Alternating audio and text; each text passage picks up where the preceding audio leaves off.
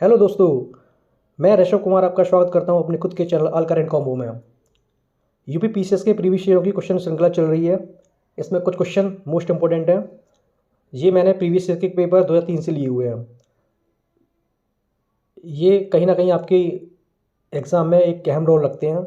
एक बार इनको देखिए और शायद आपके ये कहीं काम आए। जो लोग नए हैं उनके लिए सजेस्ट है, मैं ऋषभ कुमार,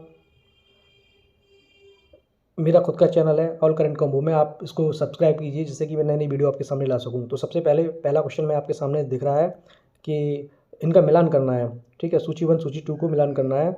इसमें विभिन्न परियोजना दे रखी हैं और उनकी अवस्थितियाँ लिखी हुई हैं। तो पहला दिया हुआ है बागला नागल परियोजना, हीराकुंड परियोजना, इडुक्की परियोजना, नागार्जुन सागर परियोजना।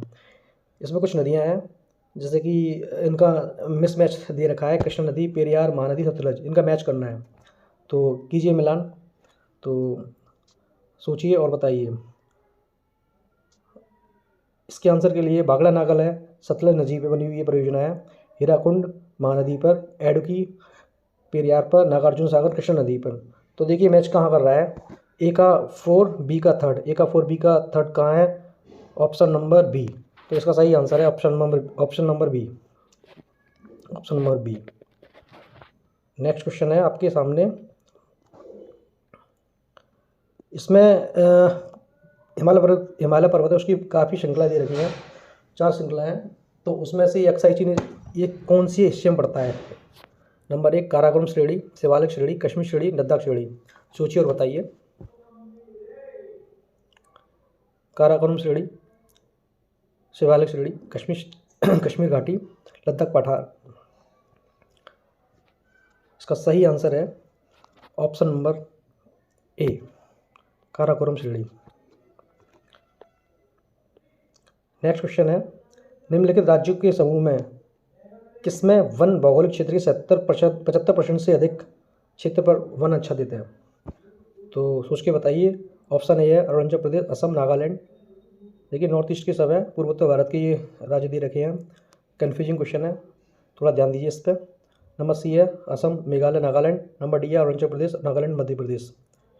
तो जितना टोटल कवर एरिया उसका 75% पर वन फैले हुए हैं। ऐसा कौन सा एरिया पूर्वोत्तर भारत का? तो अगर सीरीज़ पड़ी हो तो अरुणाचल प्रदेश पड़ता ही है। सेकंड आपका मणिपुर और नागालैंड। इन तीनों में सबसे ज़्यादा जनजातियाँ भी रहती हैं और इन्हें पहाड़ी एरिया भी कहा जाता है। तो इसका सही आंसर है option number B.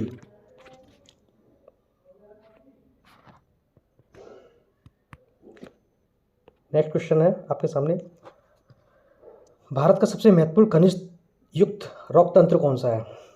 Number 1 Cuddapah तंत्र, धारवाड़ तंत्र, गोंडवाना तंत्र, विंध्य तंत्र। सोच के बताइए क्या आंसर होगा इसका। भारत का सबसे महत्वपूर्ण खनिज युक्त रॉक तंत्र क्या है?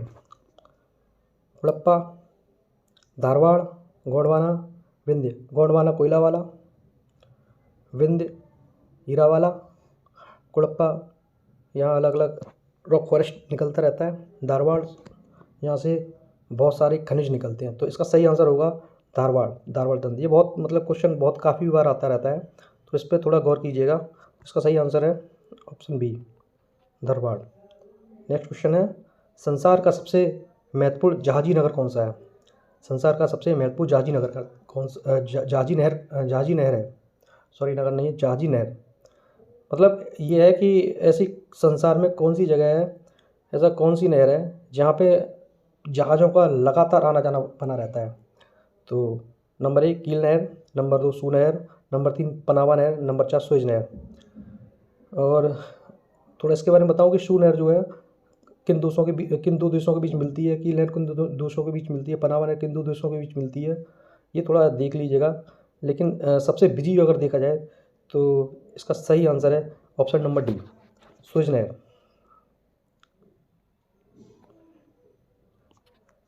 क्वेश्चन श्रृंखला में हम नेक्स्ट बढ़ते हैं। नया क्वेश्चन है सर्वाधिक सघन खेती प्रचलित है। मतलब एक छोटे से एरिया में या बड़े से एरिया में या सबसे ज़्यादा सघनता से खेती की जाती है, मतलब ज़्यादा गैप ना बचे उस जगह खेती की जाती है। एक एरिया रहेगा, बड़ा सा एरिया रहेगा, उसमें ज़्यादातर लोग कहाँ लगे हुए हैं? तो ऐसा कौन सा देश है? नंबर 1 चीन में, इंडोनेशिया में, नंबर 3 भारत में, नंबर 4 जापान में। सोच के बताइए क्या आंसर हो सकता है इसका। सही आंसर है इसका इंडोनेशिया में, option number C. Next question है, देशों का मिलान करना है, मैचिंग करनी है। देश दे रखे हैं, उनकी राजधानी दे रखी है। तो ब्राज़ील की राजधानी, क्यूबा की राजधानी, कीनिया की राजधानी, जाम्बिया की राजधानी। आजकल ये बहुत क्वेश्चन पूछा जा रहा है, राजधानी ये पूछते हैं। यूपीडब्ल्यूएससी पैट में भी आजकल ये राजधानी ये कंपलसरी टॉपिक बना दिया है, तो इसको थोड़ा गौर से देखिए। लेकिन क्वेश्चन ये सब यहीं से उठाए जाते हैं, प्रीवियस ईयर से उठाए जाते हैं। अगर इनको आप पढ़ेंगे तो आपकी कुछ ना कुछ ये मदद करेंगे। तो ब्राज़ील की राजधानी ब्राज़ीलिया है। क्यूबा की राजधानी हवाना। कीनिया की राजधानी नैरोबी। जाम्बिया की लुसाका। तो ए का 4, ब्राज़ील की ए का 2 कहाँ दिख रहा है? बी और सी में। क्यूबा की हवाना, बी का फर्स्ट, बी ऑप्शन। और केनिया की राजधानी नैरोबी, सी का 4, यानी कि ऑप्शन नंबर बी। इसका सही आंसर है ऑप्शन नंबर बी। ठीक है। उसके बाद नेक्स्ट क्वेश्चन है हमारा, निम्नलिखित कथनों में कौन सा चीन के से मैच नहीं करता है। क्वेश्चन ये रखा है कि चीन के बारे में कुछ बातें बताई गई हैं, इसमें कौन सा ऐसा कथन है जो इससे मैच नहीं खाता है। चीन के बारे में पहली विशेषता यह है कि ये सर्वाधिक घना बसा हुआ देश है। नंबर दूसरा है सोयाबीन का अग्रतम उत्पादक राज्य है। नंबर 3 है हांगशू नदी का शुक कहलाता है। नंबर 4 है संघाई उसका सबसे बड़ा आर्थिक केंद्र है।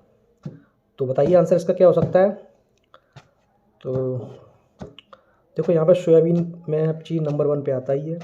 वांगसू नदी जो है ये चीन की शुक नदी कहलाती है।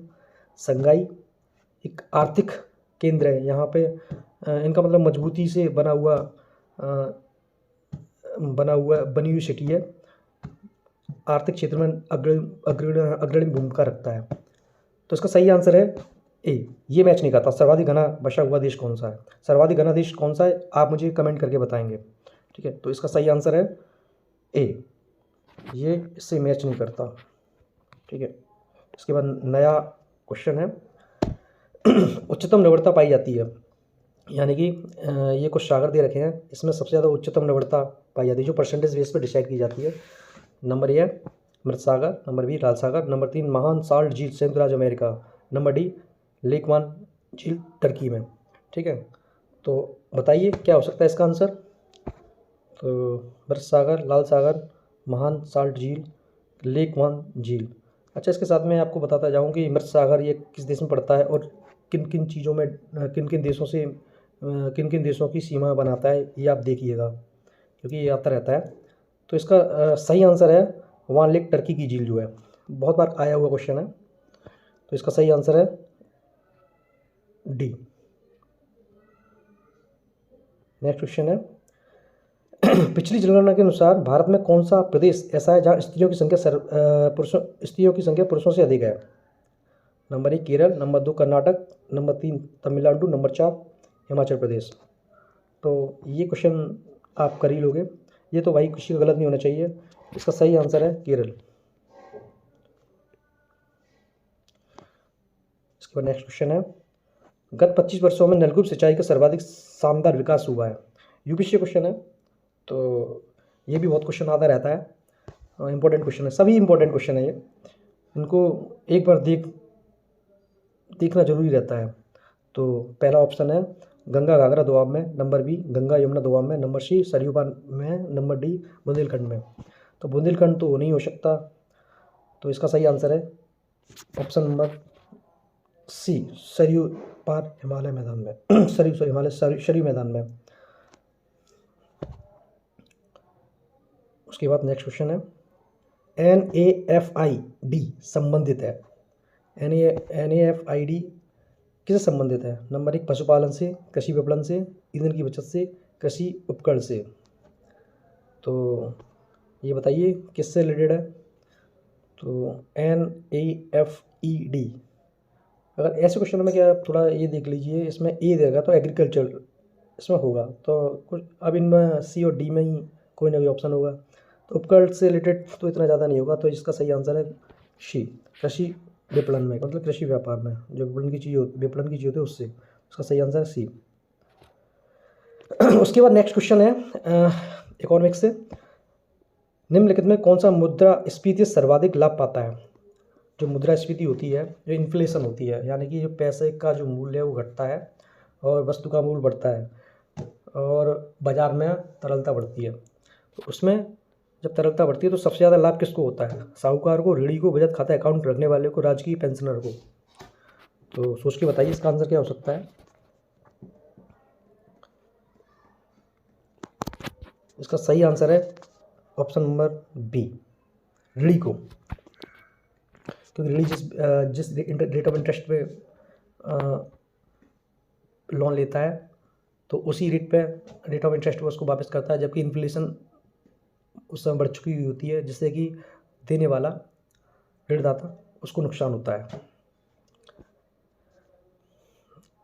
इसके बाद नेक्स्ट क्वेश्चन है आपका, निम्नलिखित में से कौन सा कर खरीदारों के लिए प्रत्यक्ष रूप से वस्तुओं के मूल्य में वृद्धि नहीं करता?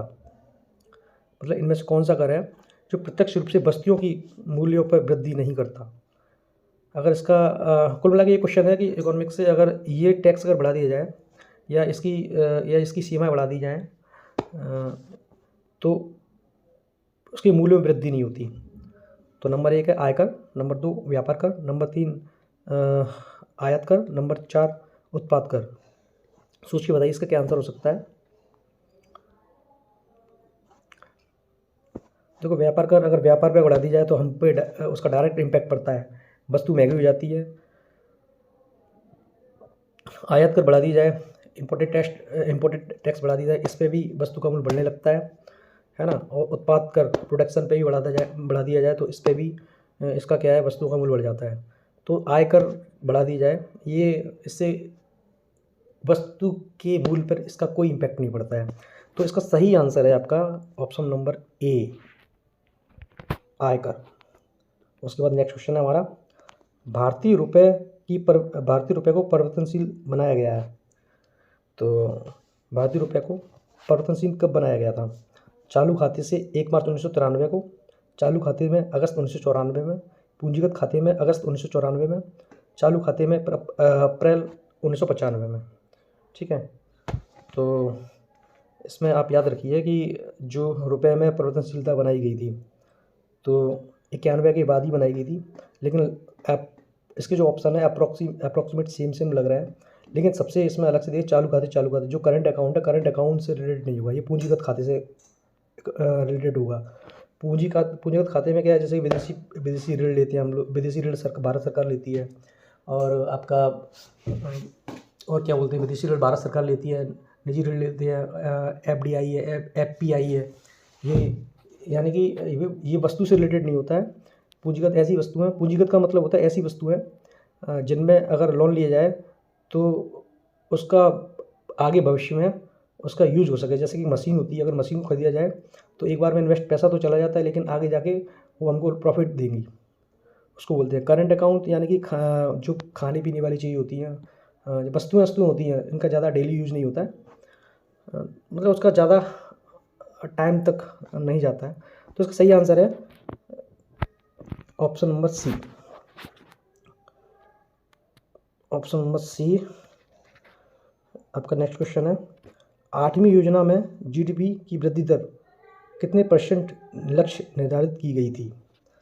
तो इसका ऑप्शन है 4.8, 5.2, 5.6, 6.0। देखो ऐसे क्वेश्चन है, इन क्वेश्चन को रट्टा मारा जाता है, एक बार देखा जाता है। ठीक है, सब कुछ पढ़ने के बाद ये चीज़ अलग से लिख के थोड़ा दिमाग में आप रखिए। इसका सही आंसर है, क्योंकि अगर मैं बता भी दूं हाँ तो उसको याद नहीं रख पाते हैं, क्योंकि इतना डेटा रहता है, बहुत ज़्यादा डेटा रहता है। Option number C. Next question है, भारत की राष्ट्रीय आय अनुमानित होती है। जो भारत की राष्ट्रीय आय है, राष्ट्रीय आय जो नेशनल इनकम है, ये किसके द्वारा अनुमानित होती है? योजना आयोग द्वारा, वित्त मंत्रालय द्वारा, केंद्रीय सांख्यिकी संगठन द्वारा, रिजर्व बैंक ऑफ इंडिया द्वारा, RBI द्वारा। तो सोच के बताइए इसका आंसर क्या हो सकता है। योजना आयोग, वित्त आयोग, वित्त मंत्रालय, केंद्रीय सांख्यिकी संगठन, रिजर्व बैंक ऑफ इंडिया। इसका सही आंसर है ऑप्शन नंबर सी, क्योंकि अनुमानित इसी के द्वारा होती है। ठीक है, और वित्त मंत्रालय इसका आंसर नहीं होगा, क्योंकि वित्त मंत्रालय जो है डेटा प्रकाशित करता है या बोलता है। अच्छा, एक अति महत्वपूर्ण क्वेश्चन एक और आया कि भारत में 1991-95 के मध्य जो देश में सबसे अधिक प्रत्यक्ष विदेशी निवेश आया था, यानी कि FDI फॉरेन डायरेक्ट इन्वेस्ट जो आया था, वो किस देश से आया था? तो अमेरिका तो रहता है, आपको याद ही होगा, लेकिन इसके साथ में एक दूसरा देश है, ये थोड़ा कन्फ्यूज करेगा। तो आपको बता दूं, इसका आंसर है ऑप्शन नंबर ए, अमेरिका और जापान। ठीक है, नेक्स्ट क्वेश्चन है, सार्वजनिक वितरण प्रणाली से वितरित अनाज पर कीमत बढ़ाने का उद्देश्य क्या रहता है?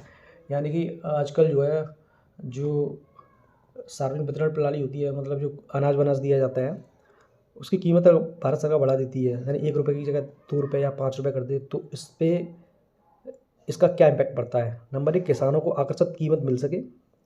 नंबर 2, अनाज के उपयोग को नियंत्रित किया जा सके। नंबर 3, इस योजना के निहित उपदान का भार कम किया जा सके। नंबर डी, इस योजना से लाभ कमाना। सोच के बताइए, थोड़ा कठिन क्वेश्चन है। तो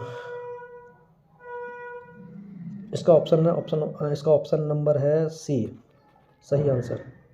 ठीक है, उसके बाद नेक्स्ट क्वेश्चन है, भारत में अभी हाल में हुए कर सुधार में जिस कमेटी की सिफारिश पर आधारित थी, उसके अध्यक्ष कौन थे? ठीक है, अभी कर सुधार से रिलेटेड ये मतलब 2003 से पहले का क्वेश्चन है, लेकिन आप देख लीजिए एक बार, क्या पता, क्योंकि कभी कभी यूपी से पुराने क्वेश्चन को उठा के यहाँ रख देती है, तो एक नज़र अगर आप देख लेंगे तो आपको थोड़ा नज़र बना रहेगा। तो इसका पहला आंसर है R K Chelliah, number B N Narasimhan, number C RN Malhotra, number D Arjun Sen Gupta. तो इसका सही आंसर है option number A, R J Chelliah समिति ने इसको बनाया था, क्या बोलते, कर सुधार में अपना थोड़ा मार्गदर्शन दिया था। उसके बाद नेक्स्ट क्वेश्चन है आपका, भारत में केंद्र सरकार की कर आय के 2 सबसे बड़े स्रोत क्या है? भारत की केंद्र सरकार की कर आय के 2 सबसे बड़े स्रोत क्या है? तो नंबर ए, केंद्रीय उत्पाद कर और निगम कर। नंबर बी, तटकर या निगम कर। नंबर सी, केंद्रीय कर व तटकर। नंबर डी, तटकर या आयकर। तो देखने से ही आपको आ रहा होगा, इसका आंसर सीधा सीधा है ऑप्शन नंबर ए, केंद्रीय उत्पाद कर और निगम कर, ऑप्शन नंबर ए। क्वेश्चनों की नेक्स्ट एग्जाम में नया क्वेश्चन है, केंद्र व राज्यों के बीच वित्तीय फिस्कल विवादों के निपटारे हेतु मुख्य एजेंसी कौन सी है? यानी कि केंद्र राज्य सरकार में अगर डिबेट हो जाए तो इस डिबेट का निपटारा वो बता के करती है कि आपको इतना जाएगा, आपको इतना जाएगा। ये कौन बताता है? सिंपल क्वेश्चन है, इसका सही आंसर है वित्त आयोग, option number D. Next question है आपका, भारतीय संविधान सभा की स्थापना की गई थी, भारतीय संविधान सभा थी, उसकी स्थापना कब की गई थी? सोच के बताइए भाई इसमें। ठीक है, आप जो सोच रहे हैं वो अलग ही क्वेश्चन पूछा गया है, ये बैठक नहीं पूछ रहा है, ये पूछ रहा है कि भारतीय संविधान सभा की स्थापना की गई थी 10/6/1946, 6/12/1946, 26/11/1949, 26/12/1949। बताइए सोच के। इसका सही आंसर है ऑप्शन नंबर बी, 6/12/1946, यानी कि 6/12 को जो है ये गठन की गई थी, और 9 दिसंबर 1946 को पहली बैठक हुई थी, जिसके सचिव जो बनाए गए सचिदानंद सिन्हा, आता रहता पता है। ठीक है, थोड़ा इसको गौर से देखिए, क्वेश्चन लगाने से पहले इसको एक बार एकदम तुरंत मत लगाइए, जिनको याद है थोड़ा सा देख लीजिए पूछा क्या गया है। उसके बाद नेक्स्ट क्वेश्चन है हमारा, भारतीय संविधान सभा के प्रारूप समिति के अध्यक्ष कौन थे? कॉमन क्वेश्चन है यार, doctor BR Ambedkar, option number C. Question number next, भारतीय संविधान में मौलिक कर्तव्यों को सम्मिलित किया गया था। मौलिक कर्तव्य पता है ना, मौलिक कर्तव्य। जो 11 मौलिक कर्तव्य हैं ये कहाँ से लिए गए हैं, कमेंट करके बताइए, अगर आपको पता है तो बताइए। तो ये जो मौलिक कर्तव्य शामिल किए गए थे, कन्फ्यूजन दो ही जगह रहती है, 42 और 46, ठीक है। अच्छा, अगर कभी अगर आपको जैसे 42वां संविधान संशोधन कब हुआ था अगर याद पूछा जाए, या 44वां संविधान संशोधन कब हुआ था ये पूछा जाए, डेट पूछी जाए, तो कुछ नहीं है, 4 में 2 जोड़ना है। तो 1907 तो याद ही होगा, तो 1976, ये 4 में 4 जोड़ देना, 1978, 2 साल बाद ये हुआ था, 76-78, 4 + 4 1978, 4 + 2 1976 में, ठीक है। तो लेकिन इसका सही आंसर है मौलिक कर्तव्य शामिल किए गए थे 42वें संविधान संशोधन में, ठीक है। ये जो है 42वें संविधान संशोधन में शामिल किए गए थे। इसका सही आंसर है ऑप्शन नंबर बी, 42वां संविधान संशोधन। नेक्स्ट क्वेश्चन है हमारा, एक वर्ष में कम से कम कितनी बार संसद की बैठक होना आवश्यक है, ठीक है। थोड़ा गौर कीजिए, ठीक है, सिंपल क्वेश्चन है, लेकिन जल्दीबाजी मत करना, सोच के बताइए। एक वर्ष में कम से कम कितनी बार संसद की बैठक होना आवश्यक है। संसद की बैठक एक वर्ष में कंपलसरी होना, 3 सत्र होते हैं, ठीक है। इसका ऑप्शन 3 नहीं होगा, इसका ऑप्शन होगा ऑप्शन नंबर बी, 2 बार। 2 बार कंपलसरी है, यहाँ आपको बैठक करनी पड़ेगी इस साल में 2 बार। भारतीय संविधान में अवशिष्ट अधिकारों को संघीय सरकार को दिया गया है, राज्य सरकार को दिया गया है, संघीय तथा राज्य सरकार दोनों को दिया गया है, न संघीय है न राज्यों को, न राज्य सरकार को दिया गया है। सोच के बताइए। तो अवशिष्ट जो है किसको दिया गया, अवशिष्ट अधिकार है जो कुछ ऐसे अधिकार जो मतलब शायद संविधान डिफाइन नहीं है, तो किसको दिया गया है, संघीय सरकार को दिया गया है, राज्य सरकार को दिया गया है, संघीय तथा राज्य सरकार दोनों को दिया गया है, न संघीय को न राज्य सरकार को दिया गया है। तो इसका सही आंसर है आपका ऑप्शन नंबर, इसका सही आंसर है आपका ऑप्शन नंबर 1 ए, संघीय सरकार को दिया गया है, ठीक है। उसके बाद नेक्स्ट क्वेश्चन है हमारा, भारत के संविधान में एक संघीय प्रणाली की प्रावधान है, सही बात है। इसका कारण दिया गया है, उसने एक बहुत शक्तिशाली केंद्र की रचना की है, ये भी सही बात है, ठीक है। तो इसके आंसर हैं ए आर दोनों सही हैं, सही बात है। आर ए की सही स्पष्टीकरण है, नंबर ए। नंबर बी, दोनों ए एंड आर सही है, ए आर एक का सही स्पष्टीकरण आर नहीं है। नंबर सी, ए सही है पर आर गलत है। नंबर डी, ए गलत है पर आर सही है। तो सोच के बताइए इसका आंसर क्या हो सकता है, थोड़ा इसको समझ के करना भाई, ठीक है। इसका सही आंसर है ऑप्शन नंबर बी, दोनों सही है लेकिन स्पष्टीकरण नहीं है, ठीक है। उसके बाद नेक्स्ट क्वेश्चन हमारा, भारत की अर्थव्यवस्था कैसी है, भारत की जो अर्थव्यवस्था है कैसी है, ज़्यादातर पता रहता है, ये विकासशील अर्थव्यवस्था, ऑप्शन नंबर सी, ठीक है। नेक्स्ट क्वेश्चन हमारा, ये हिस्ट्री से क्वेश्चन है, Lord Dalhousie, Lord William Bentinck, Lord Ripon, Lord Curzon, बड़े प्रचलित नाम है। इनके द्वारा जो कार्य किए गए हैं, सती प्रथा का निषेध, स्वायत्तता प्रशासन, बंगाल का विभाजन, व्यहगर का सिद्धांत या व्यक्तिगत या चूक का सिद्धांत, ठीक है। तो सोच के बताइए, मिलन करना है सूची 1 को सूची 2 से, वायसरायों के नाम और प्लस उनके द्वारा कार्य किए गए उनसे मैच करना है। तो चलिए मैच कराते हैं। लॉर्ड डलहौजी, लॉर्ड डलहौजी, ये डलहौजी हड़पने वाली नीति। लॉर्ड विलियम बेंटिंक, सती प्रथा का निषेध। लॉर्ड रिपन, रिपन ने स्वायत्त शासन, स्वायत्त शासन मतलब स्थानीय व्यवस्था इन्होंने बनाई थी। लॉर्ड कर्जन, लॉर्ड कर्जन का आपको पता होगा बंगाल का विभाजन। तो ए का डी, 1 का डी पहले और बी में दिया गया है, लॉर्ड विलियम बेंटिंक का बी का ए सेकंड में दिया गया, यानी कि ऑप्शन नंबर ए, ऑप्शन नंबर ए इसका आंसर है, ठीक है।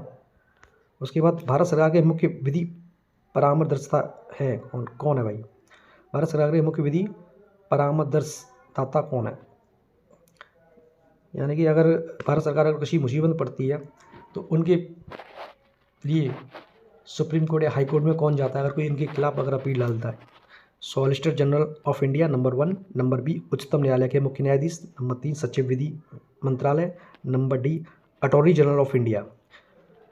तो किया होगा आपने option number D, attorney general of India. ठीक है। सेकंड आपका, भारत में संघ राज्यों का प्रशासन होता है, जो संघ राज्यों का प्रशासन होता है किसके द्वारा होता है? नंबर ए, राष्ट्रपति द्वारा, नंबर 2, उपराज्यपाल द्वारा, नंबर 3, गृह मंत्री द्वारा, नंबर डी, प्रशासक द्वारा। तो इसका आंसर बताइए क्या हो सकता है? तो इसका सही आंसर है राष्ट्रपति द्वारा। कुछ क्वेश्चनों की यहाँ पे श्रृंखला थी जो कि खत्म होती है। आपके कितने सही हैं आप मुझे बताइए। आप बताओगे उसके बाद मैं आप नेक्स्ट क्वेश्चनों की श्रृंखला लेके आता हूँ। तब तक, और हाँ, जो लोग नए हैं प्लीज़ सब्सक्राइब कीजिए जिससे कि मेरा भी मोटिवेशन हो सके और मैं आपके लिए नई नई श्रृंखला बना सकूँ। लगे रहिए, स्वस्थ रहिए। स्वस्थ रहेंगे तभी ज़्यादा पढ़ पाओगे तभी कंपटीशन निकाल पाओगे, जब कंपटीशन निकाल पाओगे तभी जो आप सोच रहे हैं वो बन पाओगे। इसी के साथ मैं अपनी वाणी को विराम देता हूँ। धन्यवाद। जय हिंद, जय भारत।